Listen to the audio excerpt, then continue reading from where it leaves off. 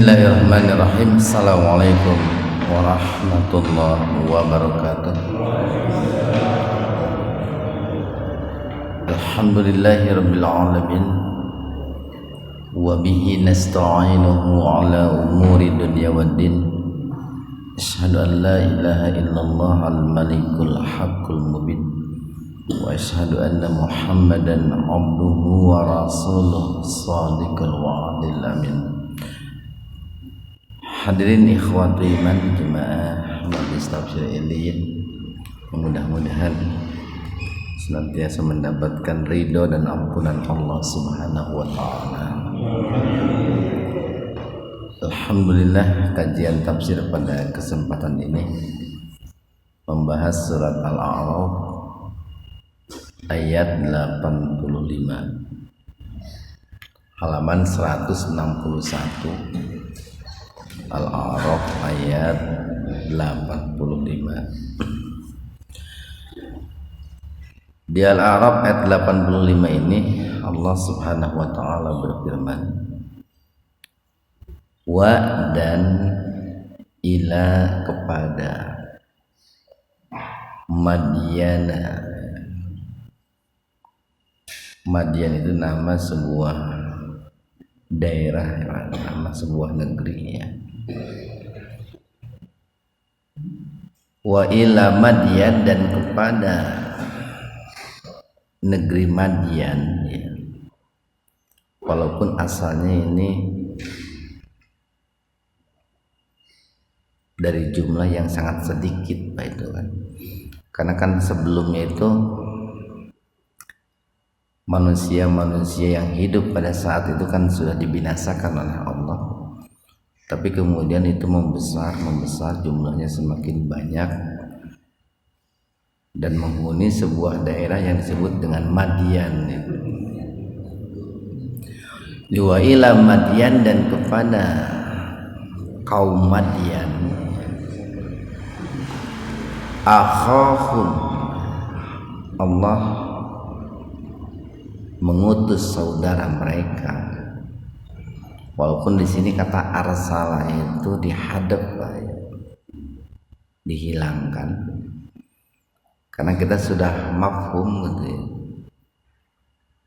bahwa sekalipun tanpa memakai kata arsala, di situ bisa disisipkan pada saat diterjemahkan itu kata mengutus. Allah mengutus kepada mereka itu Syu'aib, yaitu Nabi Syu'aib alaihi salam. Qala, Nabi Syu'aib berkata, ya qaumi, wahai kaumku,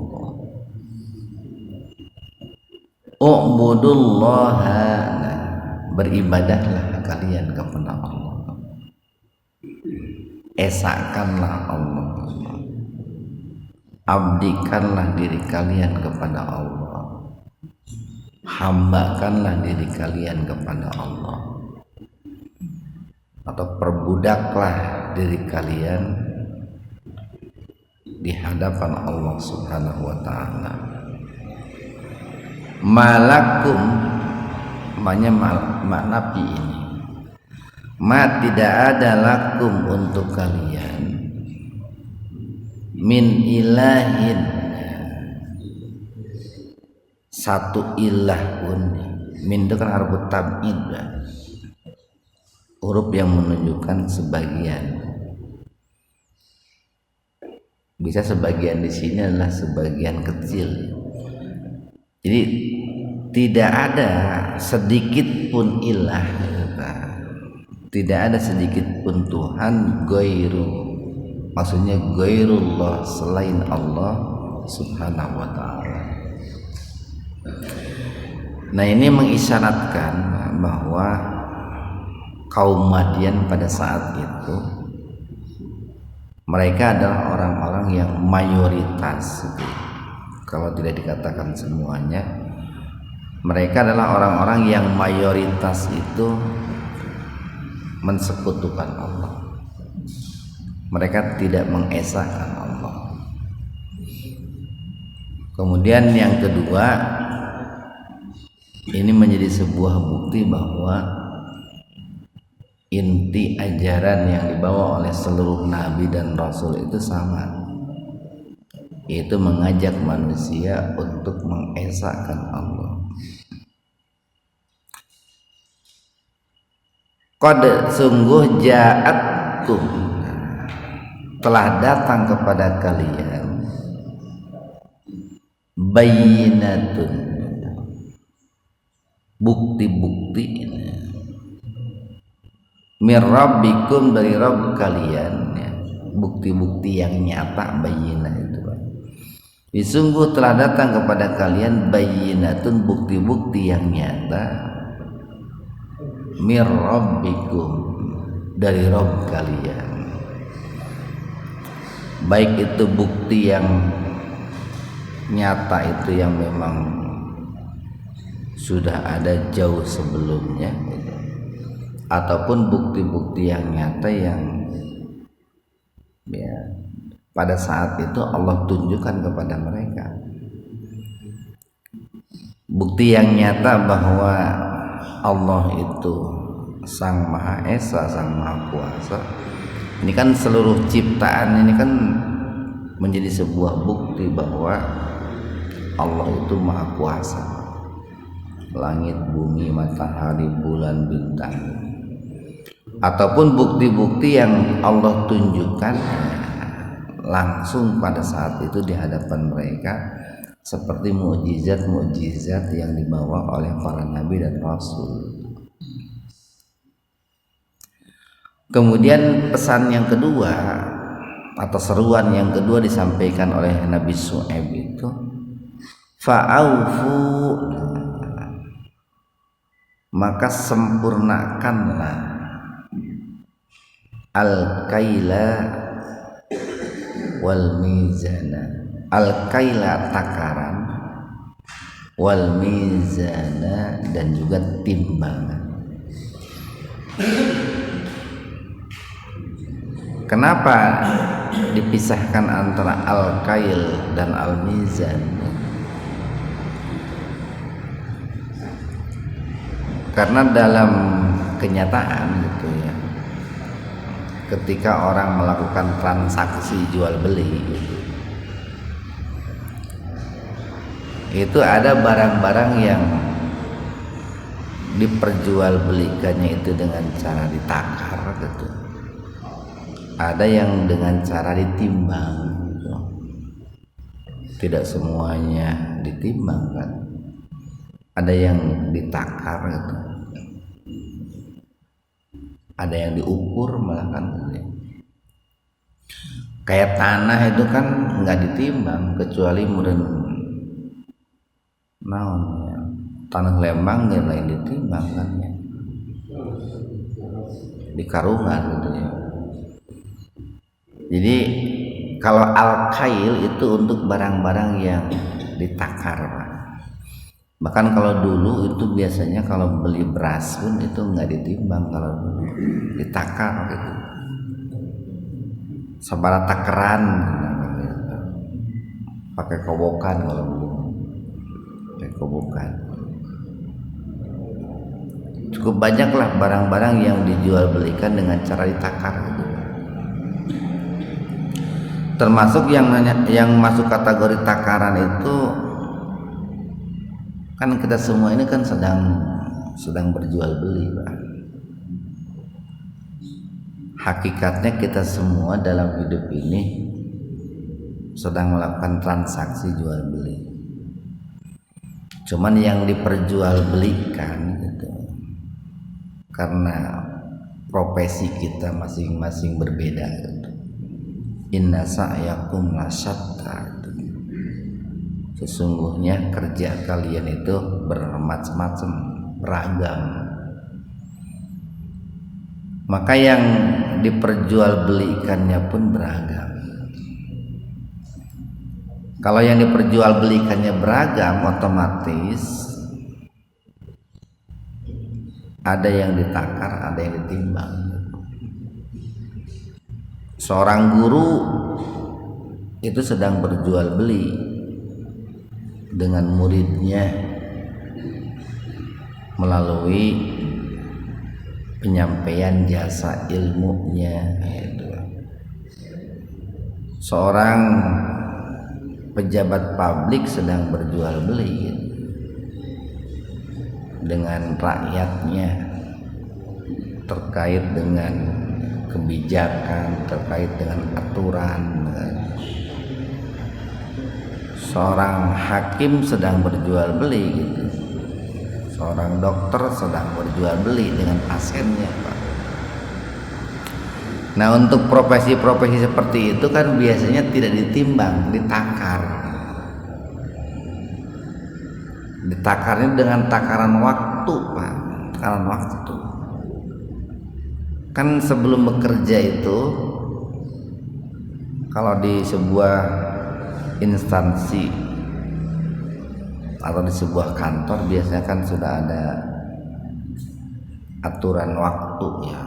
Jam berapa mulai kerja, jam berapa istirahat, jam berapa selesai bekerja. Itu kan ada takaran di situ, ada takaran. Jadi kalau bicara takaran dan timbangan itu jangan hanya sebatas berpikir kepada para pedagang. Karena sejatinya kita semua pun adalah orang-orang yang sedang berdagang dan berpotensi siapapun untuk mengurangi takaran dan timbangan. Bahkan bagi orang yang berdagang selain barang-barang atau berupa materi, itu potensi untuk al-mutaffifin ya, mengurangi takaran dan timbangannya itu sangat besar, Pak. Sekarang kan umpamanya perjanjian kerja jam 8, datang jam 9, itu sudah mengurangi takaran kerja 1 jam gitu. Perjanjian pulang jam 4, ini pulang jam 3, itu sudah mengurangi takaran 1 jam gitu. Jadi lebih berpotensi gitu ya. Kalau yang takaran dalam arti takaran waktu itu, Pak, takaran waktu. Untuk profesi-profesi yang memang ditakar dengan waktu gitu. Wala, dan janganlah tabkhasu, kalian merugikan annasa manusia asya'ahum. Ada yang menafsirkan asya'ahum di sini adalah amwalahum. Dan janganlah kalian merugikan manusia terkait dengan hartanya. Karena begini nih, ketika seorang pejabat kemudian mereka pun curang gitu ya, dalam menakar waktu, dalam menakar kebijakan, dalam membuat aturan, itu sangat berpotensi untuk merugikan orang lain, Pak. Merugikan orang lain. Umpamanya sekarang nih bikin aturan pajak yang tidak benar, itu kan bisa merugikan harta orang banyak, rakyat itu. Ketika seorang ulama umpamanya berfatwa, ini ulama itu profesinya itu kan berijtihad, berfatwa gitu, atau mengeluarkan pendapat-pendapat, ide-ide, itu kan ulama itu. Lalu kemudian dengan sengaja mengeluarkan fatwa yang bertentangan dengan maqasidus syariah, maqasidus syar'i. fatwanya itu bertentangan dengan maksud dan tujuannya dibuatnya syariat, maka fatwanya itu nanti bisa merugikan harta orang lain. Seperti umpamanya ada fatwa begini, boleh korupsi untuk kebaikan, itu kan fatwa yang merugikan orang lain.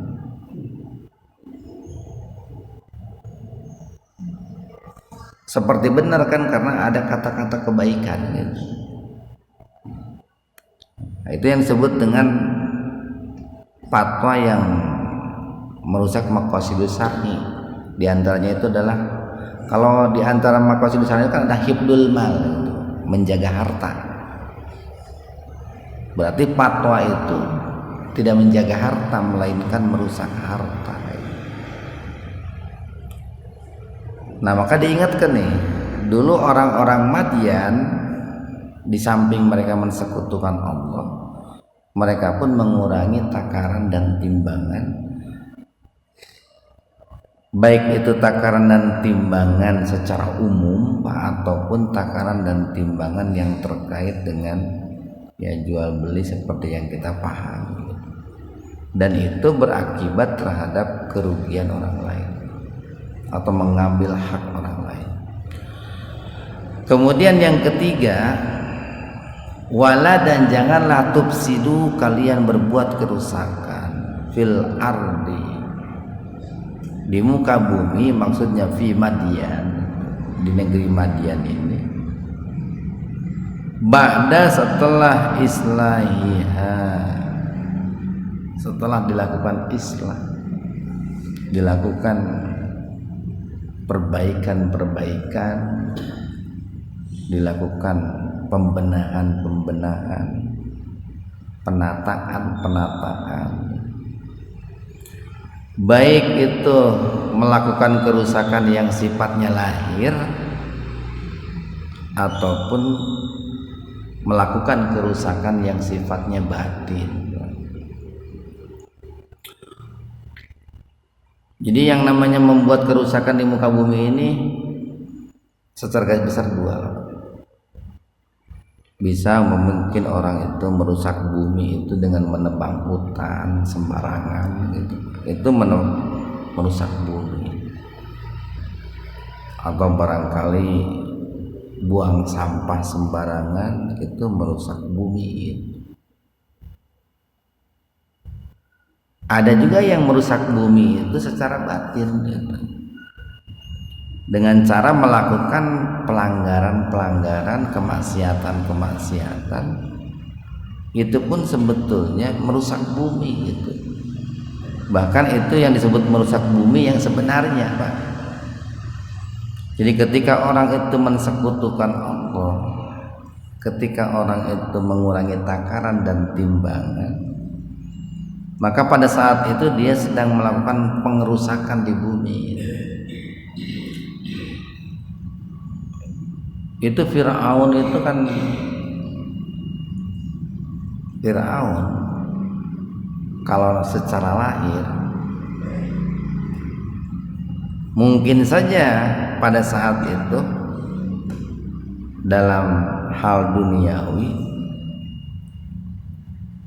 melakukan perbaikan-perbaikan, mungkin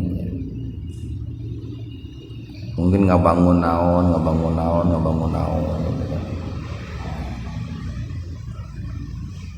Tetapi secara batin dia akan merusak, karena dia menyekutukan Allah, bahkan bukan hanya menyekutukan Allah, menganggap dirinya sebagai Tuhan itu kan. Makanya ketika dikatakan janganlah kalian berbuat kerusakan, mereka akan mengatakan, menjawab, kami ini tidak berbuat kerusakan gitu. Kami itu orang-orang yang melakukan perbaikan. Ditegur oleh Allah, ala innahum humul mufsiduna walakin la yash'urun. Ketahuilah mereka itu adalah para pembuat kerusakan yang sebenarnya, tapi mereka tidak menyadarinya. Karena begini nih, stabilnya dunia, Pak, stabilnya alam semesta, itu yang paling utama dilakukan melalui benteng langit, Pak. Di samping tadi melakukan kestabilan dunia ini melalui benteng bumi, tapi yang paling penting itu melalui benteng langit. Melalui benteng langit itu yaitu dengan cara taat kepada aturan-aturan Allah, dengan cara utamanya mengesahkan Allah, beribadah kepada Allah, lalu berakhlak, beramalah dengan baik. Itu benteng langitnya kayak begitu.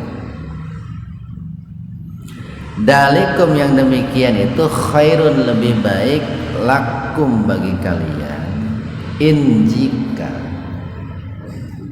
kuntum, keadaan kalian, mukminin, orang-orang yang beriman.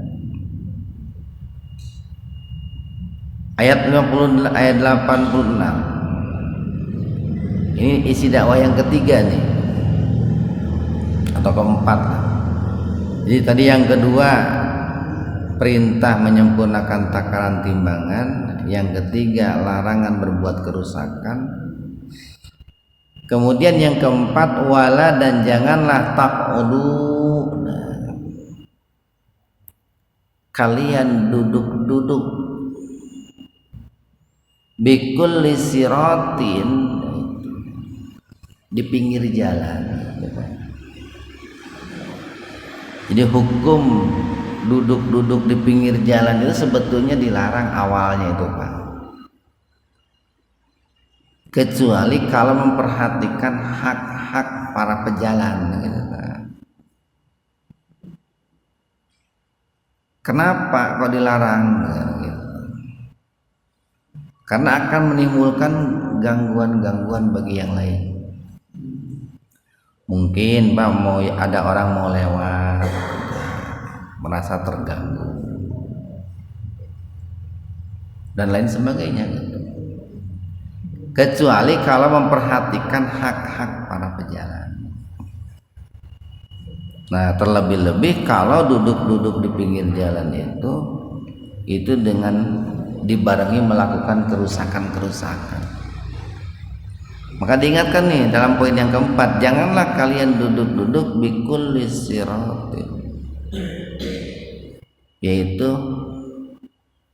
di tiap-tiap jalan, tu'iduna, lalu kalian itu mengancam gitu. Al-wa'du itu kan ancaman, al-wa'du wal wa'id, al-wa'id ancaman.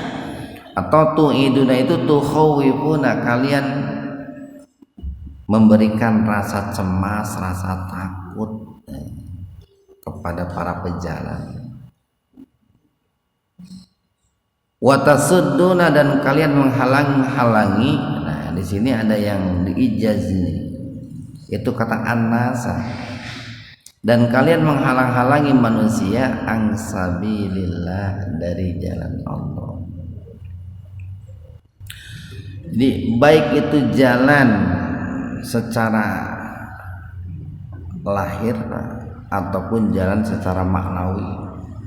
Ya, jalan secara lahir itu jalan yang kita lalui itu pakai kaki itu, Pak.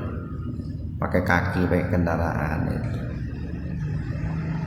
Kalau jalan secara maknawi itu kan Islam itu kan jalan itu, Pak. Jalan hidup Islam itu. Nah, cara orang menghalangi manusia, cara orang menghalangi jalan kepada manusia, ada yang menghalangi jalan secara lahir, ada yang menghalangi jalan secara batin.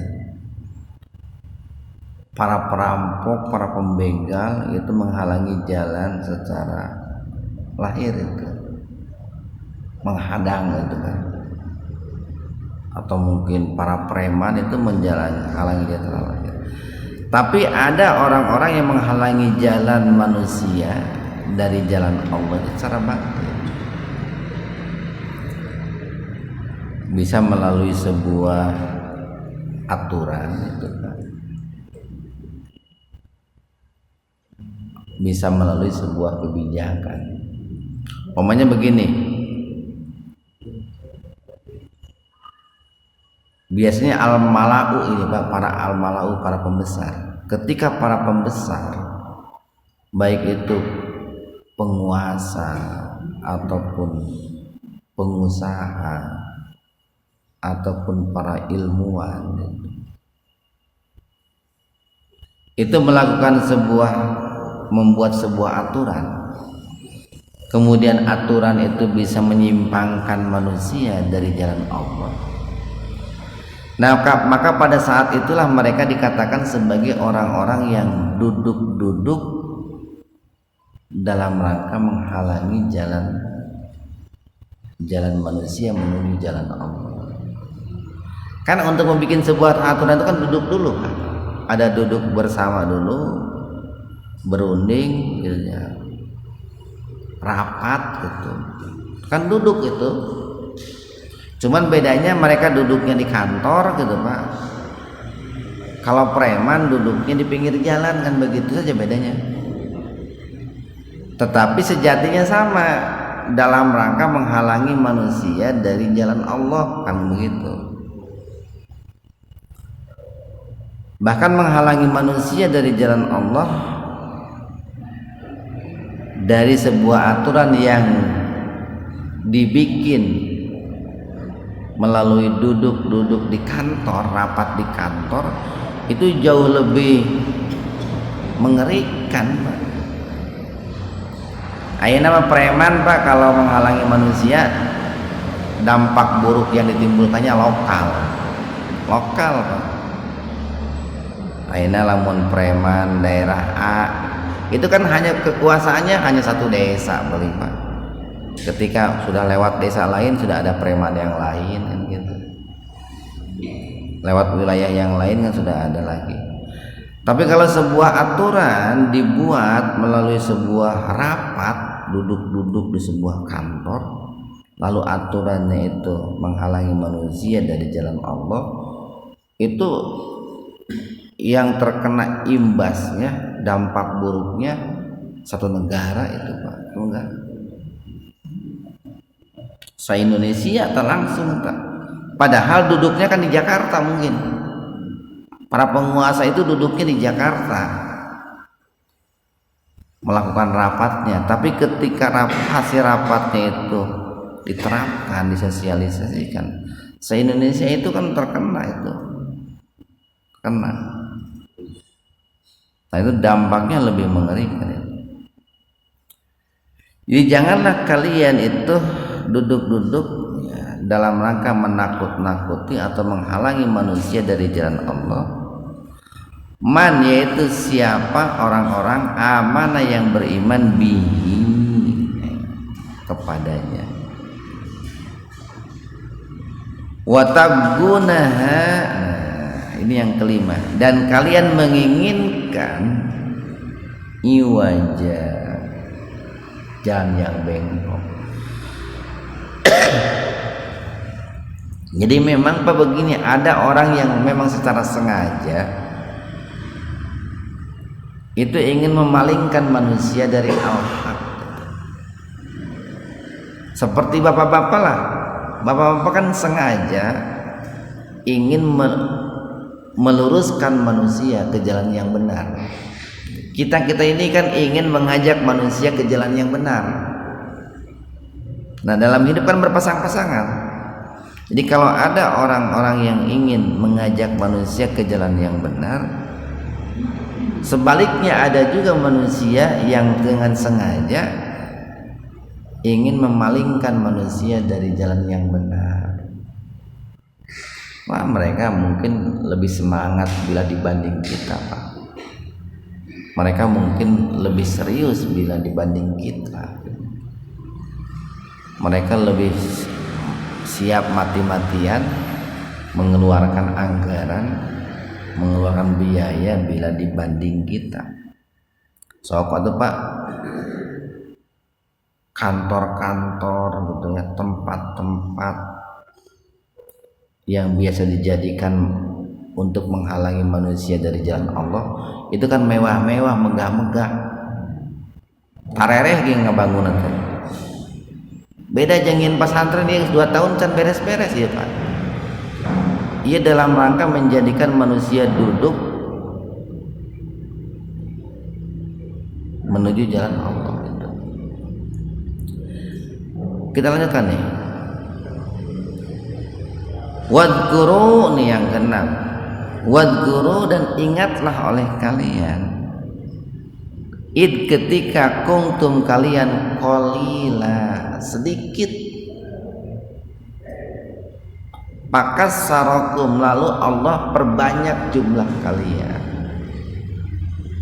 Awalnya kan mereka habis tuh di zaman Nabi Nuh dibinasakan melalui banjir air bah itu. Kemudian di zaman Nabi itu tumbuh tuh berkembang beberapa atau sangat banyak lah manusia itu. Di zaman Nabi Hud, tapi kemudian dibinasakan lagi. Di zaman Nabi Soleh dibinasakan lagi. Di zaman Nabi Soleh kaum Samud itu dibinasakan. Kemudian ini di zaman Nabi Syuaib awalnya kan sedikit, lalu kemudian jumlah mereka bertambah banyak. Itu kenikmatan, Pak, kenikmatan. Coba lamun seandainya manusia di dunia ngan saukur duaan gitu, udah marame. Jadi salah satu kenikmatannya itu dengan bertambahnya jumlah populasi manusia. Itu diajak oleh Nabi Syuaib kepada kaum Madian untuk mengingat nikmat tersebut. Kemudian yang ketujuh wangduru, dan perhatikanlah oleh kalian kaifa bagaimana kana akibat kesudahan konsekuensi atau sanksi gitu. Al-mufsidin orang-orang yang berbuat kerusakan. Jadi istilahnya hari ini maka itu ada namanya itu apa ya? Hukum tabur tuai gitu Pak. Jadi ketika orang itu menabur kerusakan, maka dia pun akan menuai dampak buruknya. Itu kan hukum ini Pak, hukum kausalitas itu. Kalau bahasa ini hukum alam atau hukum karma gitu Pak. Jadi dalam Islam itu ada hukum karma Pak. Makanya para ulama mengatakan al jaza'u min jinsil amal gitu. Lamun diterjemahkan ke dalam bahasa Sunda mah hirup mah kumaha amal-amalan. Lamun melak cabe berbuah cabe, melak kelapa berbuah kelapa. Menanam kebaikan memanen kebaikan, menanam keburukan akan memanen keburukan. Ayat 87, wa in dan jika kana ta'ifatun segolongan minkum di antara kalian amanu beriman billadzi dengan apa ursiltu bihi aku diutus, wa ta'ifatun dan ada segolongan juga lam yu'minu yang tidak beriman, fasbiru maka bersabarlah gitu. Bersabar hatta sehingga Allah memutuskan bainana keputusan di antara kita. Jadi pada saat itu orang-orang Madian itu ada di antara mereka yang mau mendengar seruan Nabi Syuaib, yang kemudian mereka pun beriman kepada Allah. Mereka mau mengesahkan Allah, mereka mau jujur dalam takaran timbangan, mereka pun tidak berbuat merugikan orang lain. Mereka tidak melakukan pengerusakan di muka bumi. Mereka tidak menghalangi manusia dari jalan Allah. Ada itu diantaranya. Tetapi banyak juga Pak, dari kalangan orang-orang Madian itu yang justru menghalangi manusia dari jalan Allah. Maka itu diingatkan oleh Nabi Syuaib itu, kalian harus bersabar.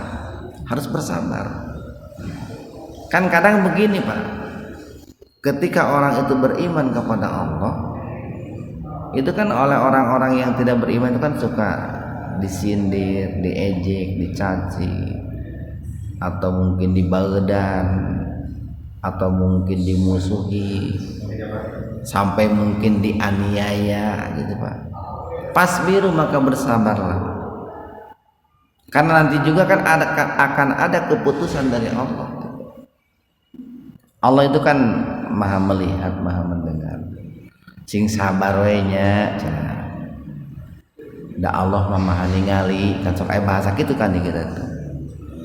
Wa huwa, dan dia Allah khairul hakimin, sebaik-baik pemberi keputusan. Ayat 88. Qala, berkatalah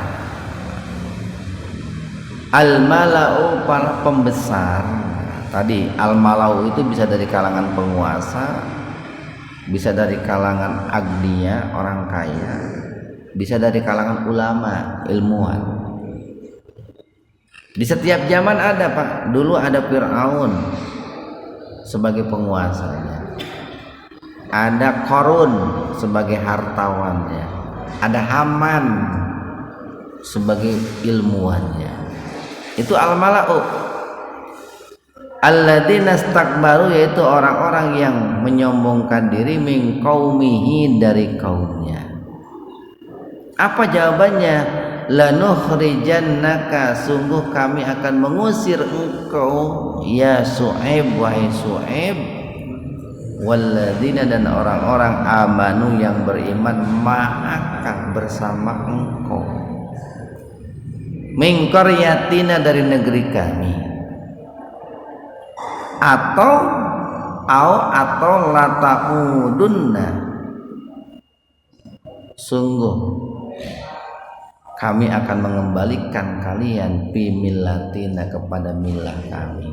Jadi pilihannya cuma dua Pak, kalian kembali kepada ajaran kami, atau kami akan mengusir kalian gitu. Qala Nabi Syuaib menjawab, awalau kunna karin, apa kalian akan melakukan semua itu sekalipun kami menentangnya, sekalipun kami tidak menyukainya. Nah ini masih panjang nih kisah tentang Nabi Syuaib ini, beberapa ayat lagi. Mudah-mudahan yang singkat ini ada manfaatnya untuk kita semua. Subhanakallahumma wa bihamdika, asyhadu an la ilaha illa anta, astaghfiruka wa atubu ilaik. Assalamualaikum warahmatullahi wabarakatuh.